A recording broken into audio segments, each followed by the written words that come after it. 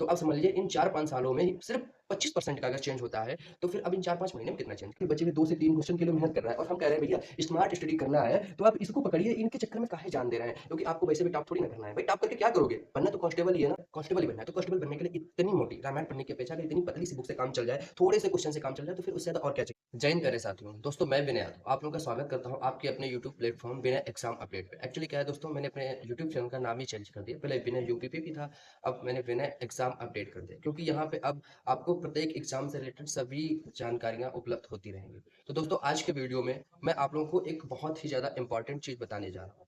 दोस्तों क्या है कि आप सभी लोगों का अब री एग्जाम तो होगा ही होगा, ये तो 100% क्लियर है और हर बच्चे को पता है, जिसने फॉर्म भरा है उसको भी और जिसने फॉर्म नहीं भरा है उसको भी। सबको पता है परीक्षा रद्द हो गई, दोबारा री एग्जाम होगा।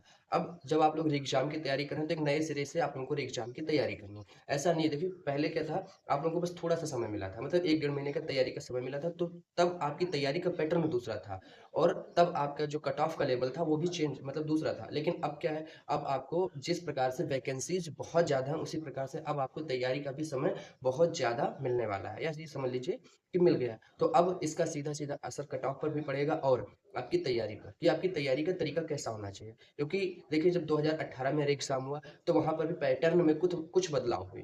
तो अब आपके जो मतलब एग्जाम है 2024 में होने वाला है, क्या इसके पैटर्न में संभावित जो बदलाव हैं वह कितने हो सकते हैं और कौन कौन से बदलाव हो सकते हैं, या और क्या क्या चेंजेस हो सकते हैं, उन सब के बारे में डिटेल में हम बात करने वाले हैं। तो देखिए दोस्तों, ये वीडियो आप लोगों के लिए बहुत ज़्यादा इंपॉर्टेंट है, प्लीज़ स्किप मत करिएगा। और जिसको करना है वह कर भी सकता है, कोई दिक्कत नहीं है, लेकिन ये समझ लीजिए स्किप करके आप बहुत ही ज़्यादा इंपॉर्टेंट चीज़ जो है वह जानने से रह जाएंगे, या समझ लीजिए खो देंगे। तो चलिए सबसे पहले हम बात कर लेते हैं कि आपके एग्जाम पैटर्न में क्या बदलाव हुए थे 2018 में और अब क्या हो सकते हैं। उसके बाद में हम बात करेंगे आपकी कट ऑफ कितनी जा सकती है, कितनी रह सकती है, और आपकी तैयारी अब किस प्रकार से स्ट्रक्चर्ड होनी चाहिए। मतलब आप अपनी तैयारी को किस प्रकार से अब स्ट्रक्चर करें, जो अब आप जितना आपको चाहिए उतना तक पहुंचे।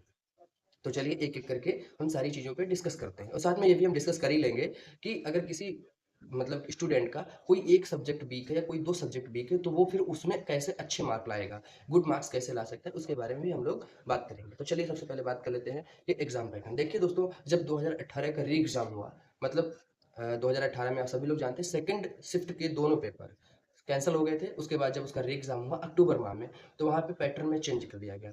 आपकी जो मैथ थी, मैथ्स आप सभी लोग जानते हैं, मैथ्स इसके पैटर्न में नो चेंज, सेम वही था, मतलब वैसे ही क्वेश्चन थे, बस डिजिट चेंज थी और थोड़ा थोड़ा सा मतलब जो क्वेश्चन था उनका लेवल जो था थोड़ा सा बढ़ा दिया गया था, लेकिन पैटर्न नहीं चेंज हुआ।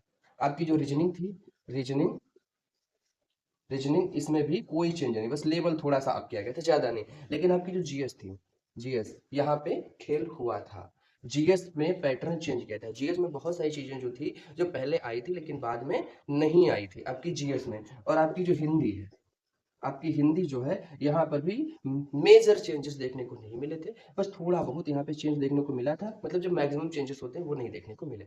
तो अब क्या है, इस बार क्या हो सकता है, देखिए इस बार भी अगर किसी दूसरी कंपनी को दिया जा रहा है ठेका, क्योंकि देखिए अभी बातें चल रही हैं कि हो सकता है कोई दूसरी कंपनी आप लोगों का एग्जाम करवाए, क्योंकि जो कंपनी इस बार एग्जाम करवाई थी इसका नाम था ट्रस्ट व्यू। उसका तो टेंडर अब कैंसिल होना 90% क्लियर है कि उसका टेंडर कैंसिल हो जाएगा। तो अगर उसका टेंडर कैंसिल हो जाता है, देन ऑब्वियसली दूसरी कंपनी को टेंडर दिया जाएगा, और अगर दूसरी कंपनी को टेंडर दिया तो इसमें समय भी थोड़ा सा लग जाएगा। इन केस आपका जो एग्जाम है वह अब जून टू जुलाई जा सकता है, क्योंकि मई तक तो आपके इलेक्शन होने हैं, तो वो पॉसिबल नहीं है। जून से जुलाई तक अगर आपका एग्जाम होगा तो आपके पास मोटे मोटे 4 से 5 महीने हैं तैयारी के। तो अब आप लोगों के पास ये भी बहाना नहीं रहेगा कि अब हम तैयारी कैसे करें, क्योंकि ये इतना जो टाइम है ये इनफ होता है किसी भी तैयारी के लिए, इससे ज़्यादा समय शायद ही कहीं मिलता हो। और आप लोग भाग्यशाली हैं, वो लोग जिनका पेपर अच्छा नहीं हुआ था, वो लोग भाग्यशाली हैं कि उनके दोबारा री एग्जाम का मौका मिल गया, और ये समझ लीजिए एक उनको ये अभयदान है।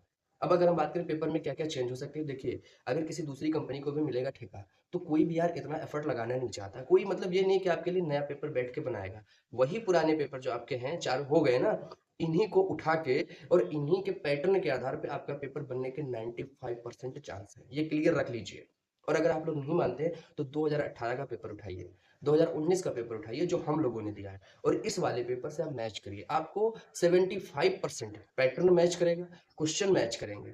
अब क्या है कि सेम क्वेश्चन नहीं मिलेगा, लेकिन क्वेश्चन का जो पैटर्न है वह भी मैच करेगा। तो अब समझ लीजिए इन 4-5 सालों में ही सिर्फ 25% का अगर चेंज होता है, तो फिर अब इन 4-5 महीने में कितना चेंज कर लेंगे? मुश्किल से 5% अगर करेंगे, और इतना तो करना भी चाहिए। तो उस 5% की आपको तैयारी करनी है। अब अगर कोई बच्चा है जिसका, जैसे बहुत सारे मेरे आस-पास के भी बच्चे हैं, कहते हैं सर मेरी मैथ बहुत कमज़ोर है। कोई दिक्कत नहीं है। अगर आपकी मैथ कमज़ोर है, आपकी रीजनिंग कमज़ोर है, आपकी हिंदी कमज़ोर है, आपकी जीएस कमज़ोर है, अब तो यार घबराने की ज़रूरत नहीं, क्योंकि अब आपके पास वो हर चीज़ उपलब्ध है जिसकी आपको ज़रूरत है। और उस चीज़ पे आप थोड़ा-सा अगर वर्क कर लेंगे, मेहनत कर लेंगे, तो फिर मुझे नहीं लगता कि उसके बाद आपको वो मिलने से कोई रोक सकता है जो आपको चाहिए। जैसे आपके पास मैथ कमज़ोर है, तो मैथ के आपको 4 सेट, मतलब अभी जो 4 पेपर हुए, उन चारों पेपर में आपके पास टोटल 80 क्वेश्चन मिल जाएँगे। टोटल 80 क्वेश्चन को आप उठाइए, और या तो उनकी कॉपी करवा लीजिए एक साइड में कहीं पे, या फिर आपके पास चारों सेट अगर उपलब्ध है तो फिर वो आपके लिए इनफ है। और प्रत्येक क्वेश्चन के आधार पे आप सिर्फ 20 क्वेश्चन लगा लीजिए, ज्यादा नहीं। प्रत्येक क्वेश्चन के आधार पे आप सिर्फ 20 क्वेश्चन लगाइए, तो जरा देखिए 80 गुणे 20, तो ये कितना हो जाएगा? 1600 हो जाएगा ना। तो जिस दिन आप मैथ से इस 1600 के टारगेट को पकड़ लेंगे, कोई माई का लाल पैदा नहीं है जो आपको 15 प्लस क्वेश्चन करने से रोक ले। और भैया 20 क्वेश्चन में अगर आप 15 कर ले रहे हो, तो फिर आपको कौन बाहर कर लेगा? हमें तो लगता है कोई धक्के मार के आपको बाहर फेंक पाएगा। ठीक है, अगर आपकी रीजनिंग कमजोर है तो रीजनिंग भी, क्योंकि ये जो 20 क्वेश्चन आए हैं ना, ये 20 क्वेश्चन उन्हीं टॉपिक से और वही पैटर्न पे आए हैं जो आपके लिए यूपी पुलिस के लिए एनफ है, सबसे ज्यादा इंपॉर्टेंट है, और कुछ नहीं है। और आने वाले एग्जाम में भी इन्हीं 20 क्वेश्चंस के आधार पर ही, इन्हीं 20 क्वेश्चन के पैटर्न के आधार पे ही क्वेश्चन बनने वाले हैं। तो आपको अब देखिए, जो बंदा उठा के राकेश यादव सर की या कोई भी मैथ की बुक है, पूरी पोथी पत्रा लेके जुटा पड़ा है, तो पता काहे के लिए? सिर्फ बाद के बचे हुए 2 से 3 क्वेश्चन के लिए मेहनत कर रहा है। और हम कह रहे हैं भैया स्मार्ट स्टडी करना है तो आप इसको पकड़िए, इनके चक्कर में काहे जान दे रहे हैं? क्योंकि आपको वैसे भी टॉप थोड़ी ना करना है भाई। टॉप करके क्या करोगे? बनना तो कांस्टेबल ही है ना, कांस्टेबल ही बनना है। तो कांस्टेबल बनने के लिए इतनी मोटी रामायण पढ़ने की अपेक्षा अगर इतनी पतली सी बुक से काम चल जाए, थोड़े से क्वेश्चन से काम चल जाए, तो फिर उससे ज्यादा और क्या चाहिए? रीजनिंग आपकी बहुत दिक्कत करती है, कुछ मत करिए। आपके जो 50 क्वेश्चन प्रत्येक सेट में है, टोटल 200 क्वेश्चन है, उन 200 क्वेश्चन को उठाइए आप। हर क्वेश्चन के आधार पे आप मात्र 5 से 10 क्वेश्चन लगाइए। भाई देखो, 5 महीने का टाइम है, इन 4-5 महीने में बढ़िया आराम से तैयार करो। डेली आप अगर रीजनिंग के 40 से 50 क्वेश्चन डेली लगा रहे हो, तो इन 5 महीने में आप कितने लगा लोगे आपको अंदाजा भी नहीं होगा भाई साहब। और उतने क्वेश्चन करने के बाद जो आपको भी प्रॉब्लम आई थी एग्जाम में कि आपकी स्पीड कम हो रही, पेपर छूट जा रहा है, प्रॉब्लम अपने आप खत्म हो जाएगी। क्योंकि देखिए स्पीड तब आती है जब आपकी प्रैक्टिस होती है। एक कहावत है, प्रैक्टिस मेक परफेक्ट।